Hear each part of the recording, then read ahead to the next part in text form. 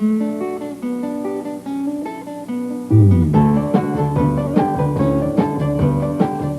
people leading unique lives shape and inform Iowa City. This community is enhanced by these women and men who live in our midst, working, teaching, creating. Welcome to a series of conversations with people who have stories to tell. Join my guests and me, Ellen Buchanan, in a series of interviews called One of a Kind.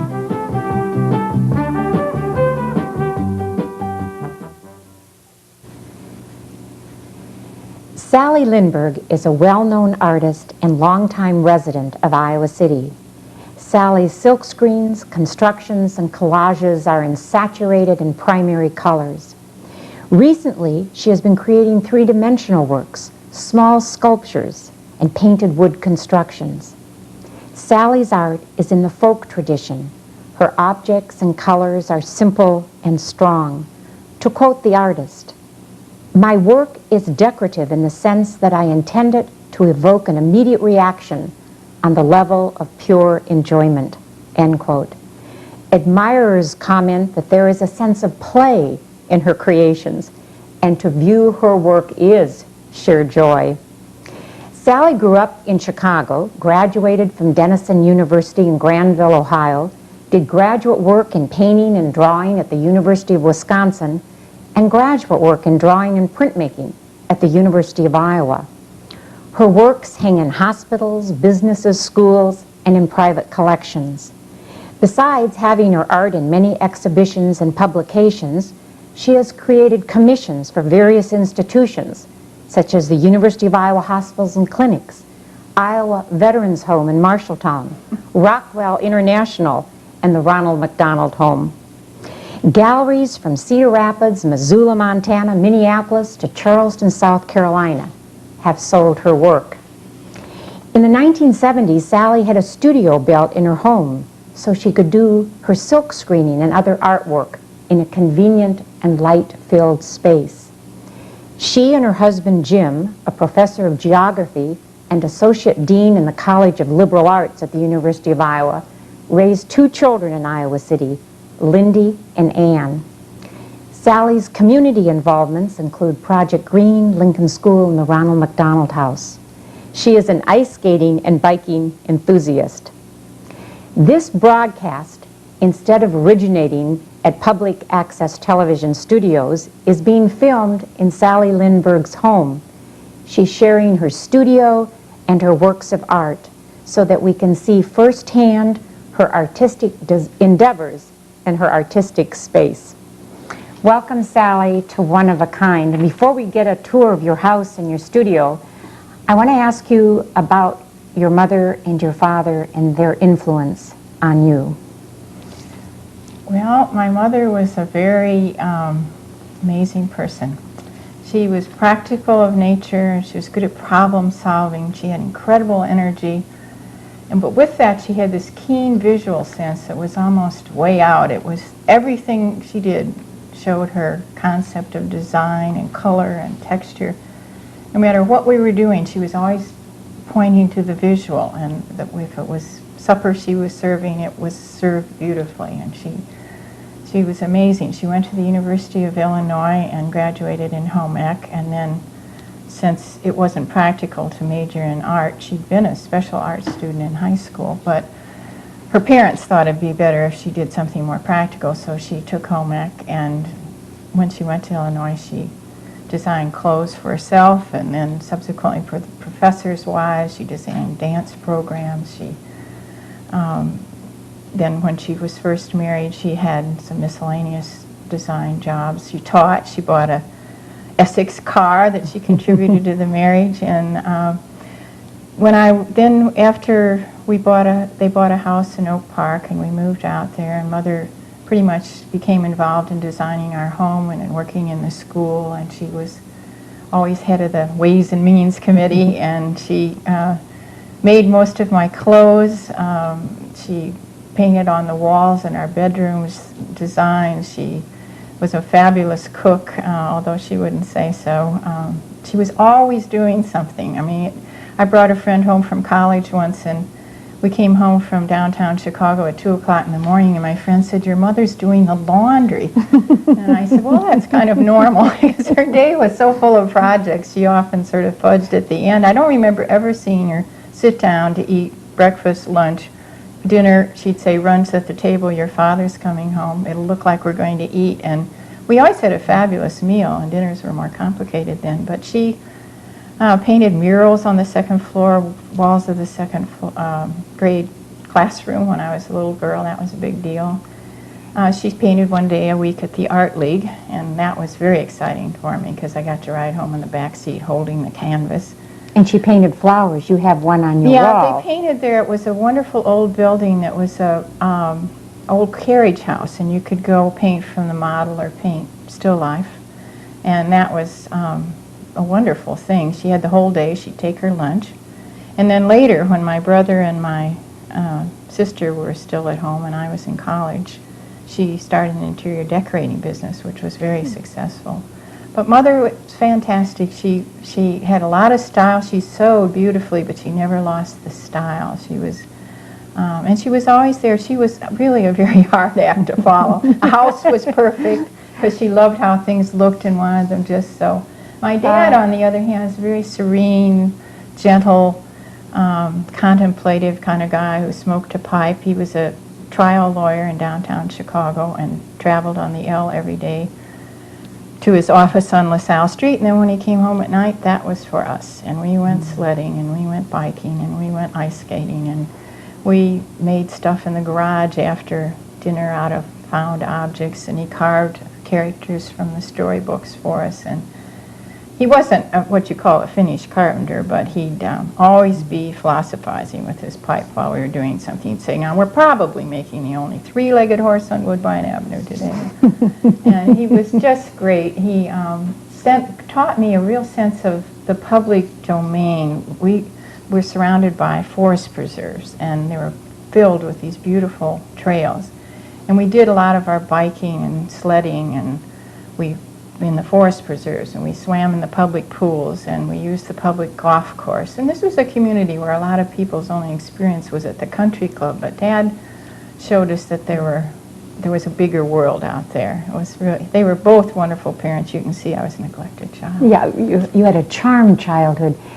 This gene code must have passed down to your two children, Lindy and Ann. You have a son and a daughter. Yeah. This artistic love of the arts. I'm very proud of them. They have both of our, Jim has a sense of geographies about looking at spaces and what occurs in spaces. And Lindy's career involves both design and urban study or city planning. He has a master's in architectural restoration, and he works for the National Trust for Historic Preservation in Denver, and has a very beautiful wife who graduated from the workshop here, and a 3-year-old boy child named James, who of course we think is a genius. Mm-hmm. And he's very handsome. I can't think of anything wrong with him. And so his work combines both his father and my interest, and Ann's really does too. She's a very good has a very good administrative mind. My mother is very proud when she got her MFA from Cranbrook, and Mother, when she was 88, walked after just having some kind of major surgery, clear up some old warehouse to see a show of Ann's in Chicago. Mm-hmm. It was very touching, and we have some wonderful pictures of that. And we eventually, in this tour of your house, will get to see some of your daughter's things. Yeah, now at Kansas City Art Institute, and she's just come home from Japan, where she's had a show and done some lecturing, and she'll be coming through tomorrow night with her truck and her gear for Chicago at the Textile Center in Chicago in October and November. To talk about your work now, I know the work you've done for university hospitals and clinics and for children at University Hospital has meant a lot to you. You've done wood constructions, and I went over and saw some of them. They're just delightful, and you've got some, and I'd like you to show the viewers some of the things you've created for the hospital and the spaces over there, whether it's the neurology area, children's cardiology, and the recovery rooms. Show us, Sally. Well, I was very proud of the fact that after Joyce Summerwell, the art director, set up these commissions, that then the technicians and nurses began to ask for my work, which meant that they thought it related to the children in some ways, which was kind of a new concept. Hanging art was one concept, but trying to definitely relate it to the children's needs and anxieties was another. And I did a commission for the radiology area where I think you had one of these postcards. We tried to lessen the kids' anxiety. I got the idea if there was a little mailbox outside of each examining room where they could, I designed these little cards, and they sat in the mailboxes, which were wooden boxes with checkered tops and birds on top. And it didn't matter if they just smashed it all up in their anxiety, but it was something to divert their attention, and I designed towers for the little peep boxes for the entrance for the waiting room, and then a rabbit where you got out in the hall and there was a big tall rabbit where you could pull the tail and he'd eat the carrot. I saw that one. I love that. Then I worked with the technicians there in the actual x-ray rooms to design things that the children could look at as they were being treated to divert them. And the technicians were very patient with me, and it was just, I feel them almost more rewarding than anything I've done. I wanted to show you this little piece. Then I started doing the wood constructions, and the architects who asked me first to do children's mobiles at the hospital I said, oh, I don't do wood. I never used wood, and so they lined up some woodworkers for me. And they've been, Jay and Jen Taylor have been my mentors ever since, and they do anything that's heavy work to help me with these things. Anyway, then I started making things that were a little more crazy on my own, and this is a piece I made. You probably can't see it very well, but Ann and I had an exhibit together just after my mother died, and this is my mother's paintbrush, and it kind of refers to a stereopticon piece and a tintype. And if you look in the mirror, you can see a picture of Ann and of me, which is, whoops, we'll just leave that there. And then, just to show kind of what some of these wood pieces that I made after I did the hospital, Ann was living at home at the time. She said, crazy, your mother, more stuff on it. So we called this folk baroque. And it's That's wonderful. Kind of an attempt to not be too cute and a little silly, and to create That's an such wonderful atmosphere, colors. I love your bright, strong colors. A lot of things, you just get the idea when you're in the garden and you see the strawberries blooming and the sun shining, and I did this one after that. Then I had a show where I had a time theme. I went down to Chipper the tailor one day, and he had a plastic sign on his door that said, back later. It was, 2 o'clock, and I thought in these days when you have these electronic watches that tell you everything but when to blow your nose, here was this guy still using this plastic Oh, this is what, look thing. at the So wheat. then I made a thing that said will return, might return, cannot return in little boxes, and this was called the grains of time. Pardon the pun. Notice And look the at pun. on the side there, turn it to the side so the camera can see their little hearts and the wheats poking out. That's wonderful. And then my Does the big- clock work, Sally? No. No. I never was smart enough to make them work. I thought maybe that'd be a little much anyway. You make it work on your mind. Actually, this is a time box, and this used to have a little watch that I made in the bird's beak because that was to be stolen time. Well, somebody stole it because I can't find it anyplace, but anyway. Then this has a reference to when you take your watch to get it repaired, and you hang it on the wall. They hang them on the wall, and they put a little ticket that says Ellen Buchanan's watch, and when you're going to pick it up. And so that was how I got the idea of arranging them this way, and I wanted a little more texture and wiggling things. Then you can see there's overtime and time Double out, time. and Half time, there's time out. And anybody, Ragtime, here's one with a little piano bar on it. if anybody remembers Donald Bryant, when he was really failing, I went to visit him, and he suggested time out, which is at the bottom. That's wonderful. I hang it on the wall this way because then when kids come over, it's sort of fun that they can open it up and there's something in there.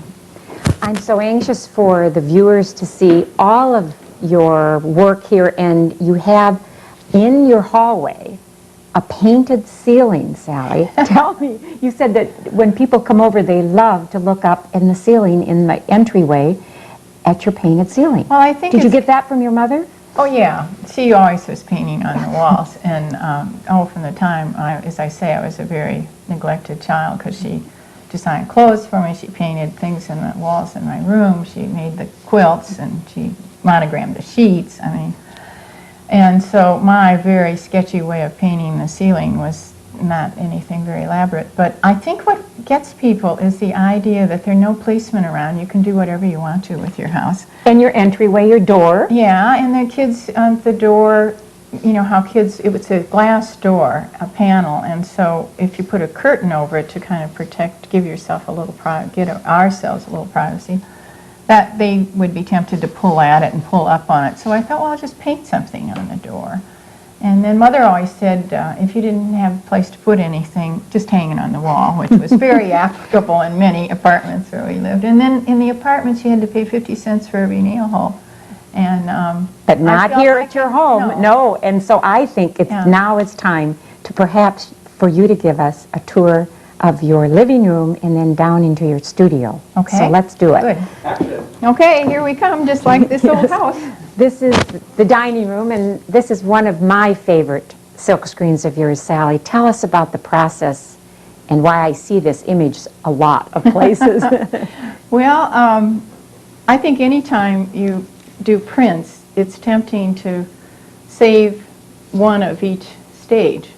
And then it's tempting when you see them displayed all over your studio while they're drying to turn them upside down and backwards and want to combine them. And when I was doing this print, which is called the Hungarian swan dressing, actually it's a black swan that when we lived in Australia, that was the first time I'd seen black swan, and they have these orange beaks and swim in green reeds and against blue sky.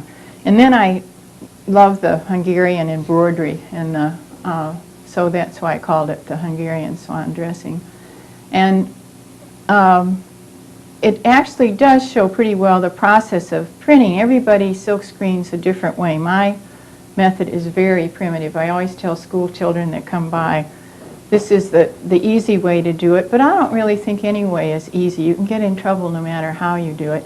The first color is the way I did this. It doesn't mean it's the way you do it, it's just how I did it, was blue, and you cut a different stencil the way I do it for each color. So I printed that first, and then I overprinted the black. I like to leave these white areas because I love the bright colors, and if you overprint color, it's never quite as vivid as it is if you print it on a white background. And so it's kind of like embroidering, really. And so then I printed each, sometimes flowers separately, which was probably awkward designing, but sometimes I didn't want all the dark red with the orange on top of it and the pink on. I wanted to change the sequencing because I got interested in the overlap lines and the shadowing that makes in the pattern. So then the next color in general that I printed after the black was green, and then I began to work on the flowers.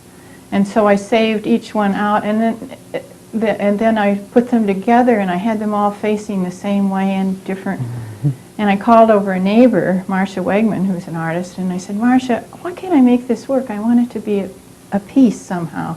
She said, well, you have to turn one of the swan around. And I said, oh, thanks a lot, because that required a new stencil and a whole new thing. So, and also the other thing I could say about this is that that I often say to children is it's kind of a thing that makes you think about design, in that this is a pretty, that looks okay, but it probably doesn't say quite enough. It needs to be a little more interesting. It's a nice design, and the things, at least to me, seemed well placed, but it was fun to make it rich. But then sometimes you have to take things out because adding anything more would not enhance it. Sally, while we're in this area, in this wonderful room, there's your daughter. My girl child? And something that she's done. Yeah. I know you have pieces of art. This is a portrait that Mike Roberts did of Anne, and this is a bowl which Anne recently sent me because we were wanting a gift for someone who's an anthropologist and who has been to Africa and Japan, and she made this bowl. I think it's quite amazing, and dyed it with indigo. Let's move from this space now down into your studio to show some more of your work Okay. and some of the art along the walls down into the studio. Okay, we're coming down from the dining room down into the studio, which is in the lower level of this wonderful house that the cameraman has been following us around. Tell me, Sally, how important has it been to have your studio in your home? Well, I think it's major. If a person can do it. I worked in our bedroom. I worked in a corner of the basement, and you're always working someplace where some other member of the family needs to be, and you feel kind of selfish with there's stuff all over. And it was really nice, especially when I decided to print. You have to have a place where you can make a big mess and spill stuff and leave it and not have to clean it up all the time. I remember my mother, who, as I told you, was very tidy, kept saying, "Aren't you going to do something about that floor?" And I said, "No, that's the whole point." And then having it in the house, the kids weren't grown yet, and when I started, they were in high school, and it was so accessible because the room where we've had our fireside chat up there is just above us, and so I could come down here, and this was all on ground level because of the geography of the lot. And then right in here is the laundry room and a lot more storage for my stuff, my old studio. And so my whole world, I used to say when I worked in the basement, I'd come down and flick on the light and I'd have stuff hanging all over, and I think, this is my world, but this is a much nicer world. And look at your walls over there. They're so interesting. Well, They're like a piece of art, Sally. Look at you Well, got. that just grows. You know, I keep thinking I should take all that stuff down and paint the wall, but I kind of like it just the way it is, and probably I'll never do that. But this desk is kind of, I should talk about that a little bit. When Jim and Abby Van Allen's son Tom was in his carpenter, he's now a very well-known architect, but he was a carpenter then, and he built this for me, and I thought I wanted it over here in front of the window, because I thought, oh, that'll be working. But then I realized that was exactly the wrong place to be, because you have all that light coming in right at your face. And if I really wanted to get down to business, I'd work over here. But I had it set up so I could, now I've been using a saw and a sander. I had it set up so that I could work here with various different tops with my simple printing system. I just had clamps, like sort of the basic 8th grade way of silk screening. But I had it pretty well set up with all these surfaces clean before I start, and then my husband rigged up this to clamp prints to, and actually I took work in intaglio at the university, but I taught myself to silkscreen prints, so I just got all this stuff from reading and invented ways of doing things. I must say I had a lot of advice from professional friends. Let's look at some of your silk screens. Well, this one, we had cherry trees out in front where we used to have huge cherry pie picking parties because we had more cherries than we could use ourselves. And so then we started inviting friends over, and it was so much fun that we ended up with little country music, and I used to make pies for 70 people, and then we'd take home cherries to, and my husband always said, "It's so beautiful, come look," while he was on the ladder up to the sky with the cherries. And then, as any bicycler in Iowa knows, we have a lot of blackbirds, red-winged blackbirds, and all those colors seem. And this, a young friend of mine was an exchange student in Switzerland and spent some of her hard-earned cash, I don't think she had much to spend, on a little wooden cow that she gave me when she came home. And so then I decided to make a print with it. And this kind of refers to a hooked rug. And I overprint varnished it, which is a little different than some of the other things. I don't know that it held up too well. I worry about that. But I think I later did one without the background where I thought was more successful with the cow in space. Has anybody asked you, Sally, it looks there's a Swedish influence, if you're Swedish? Yeah, I think that's because I like saturated color and their simplicity of design where placement of things is important. And with a name like Lindberg, you can't help it. My husband's people are Danish. This was a doll that Marcia Wegman, when Things and Things burned, just before Things burned, she'd bought this wonderful, I should have the doll right here, I usually have it upstairs. Anyway, Eskimo doll, and she said, this is too expensive. I bought it for window trimming mainly, and if you want it, it's yours at cost. And I said, I'll take it. And then just that weekend, the shop burned, so I saved that Eskimo from death. I'll take that. So when you Put that over here. I don't want to wrinkle is the main thing. Everybody, pansies are infinitely interesting, but difficult to simplify the design. And I guess you can't see it, but there's a print up here which shows the negative spaces in the early stencil. It's kind of interesting. This is the background of this is the same stencil I did the pansies from, and these are leaving the open spaces, and I kind of find that interesting. So then I cut out from an old print and added some things and made another design from the same. And then the surprise of the fish. Yeah, well, I the love fish that. do make things move. And you know. do like fish. Upstairs you have those wonderful 3 orange fish that are just I don't know why greeting my people who... motifs seem rather limited, but Oh, I don't think they're limited. I think they're anyway, make you it's fun smile. to see all the different, I think that's the sense of printing, the way I do anyway. Here, we can just put these here. This is with a metallic gold background, which is hard to see in different lights and looks just brown in others. I had to learn that. And Oh, here's one of my favorites is, that you have upstairs in your entryway. yeah, I had a spell of designing throw pillows and selling them when the kids were little at shops up in Wisconsin, and one of the pillows I did was kind of like this, and so then When did you know, Sally, as you're getting out these other things, that that art was going to be your life's work? Well, I think when I thought, when the kids were little, well, I guess I always was in school the girl who liked to do art, and because my mother was very talented, I sort of always thought that would be an area that I came by naturally. This is Dizouf, very fancy French name, mispronounced, because I started with a bingo card from a children's museum and that had all different motifs, and I was going to do that, and then I decided no, and then I took out the separating lines because it was too heavy, and then I put these in. Mother was here. She said, why do you have all those, why do you have a pig in there? Everything else. I said, well, it's Iowa, so it's fish and birds and pig also. Anyway, I don't know.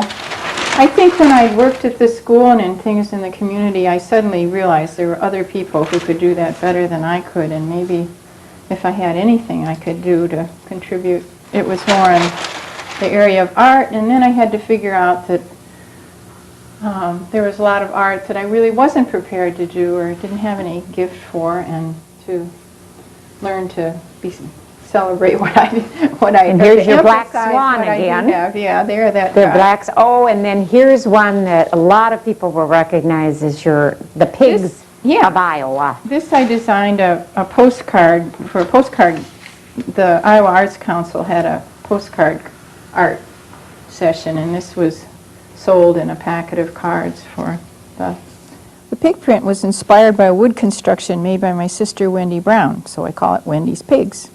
Some people think I live on a farm with a daughter, Wendy, who raises pigs, but that's not true.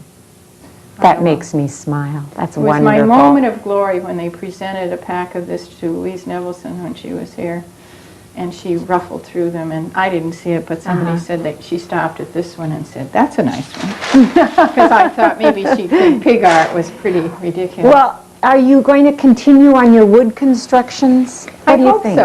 I hope so. This says morning glories always bloom on the side of the house.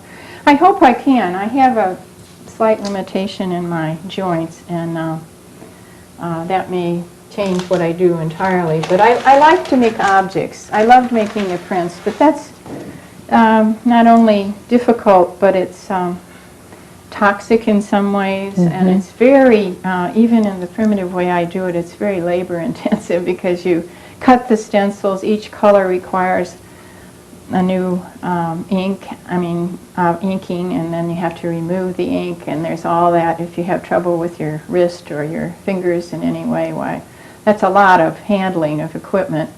And you know, people have offered I could buy a press that would be mechanized, but that's never been my style, and somehow I don't think I'm really you always go on to do something else, and I've loved the wood construction, and not to say I'd never do any prints, but I certainly don't think I'll, you know, do any elaborate printing by any means. Not that I ever did, I guess. But your things are so, they make people feel so good when they see them. And when we were upstairs talking about the love of art and your wonderful creative home and the space you live in, you were saying how much Iowa City means to you and your family, and that you love being able to walk every place. I love it, and I think we're really lucky to be here, and I think both Jim and I made a decision to stay in one place. We've enjoyed being part of it at all ages, when our children were very young, and now when they're grown, and they love coming back, and we really like being part of both the town and gown, and I think it makes it for a very complete, I think we're spoiled, is what we are. My last question, I'm sure your children, Anne and Lindy, friends, loved to come to your house. I bet they did. I mean, look at all the things you have in your kitchen, and every nook and cranny of this house, there's a surprise.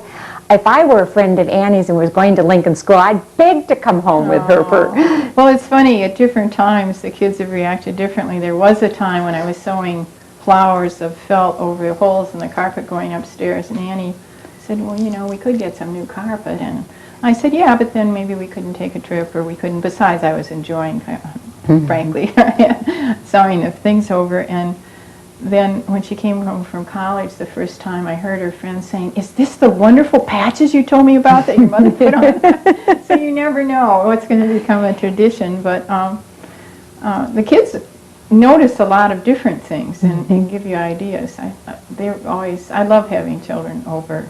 And sometimes people say, oh, look at all this stuff, don't touch anything. And that would be the worst thing, wouldn't it, if you had to not touch anything? Well, I appreciate you allowing us to come into your home and to film and to talk to you in this space, because it's been a wonderful treat for me, and I know for the viewers, to get a peek inside your home. Thank you, Sally, for allowing us to come in. Thank you. My guest on One of a Kind has been Sally Lindberg. As an artist, she is appreciative of and sensitive to style and beauty. Her art brings great pleasure and joy to the fortunate men, women, and children who own her works or view them at galleries, institutions, and businesses. Sally takes everyday objects and makes them special. Her wonderful creations of swans and airplanes and rabbits and polar bears and May baskets and roosters and hearts and decorated mirrors are joyful and strong. She is unique and a creative individual. Sally Lindberg is one of a kind.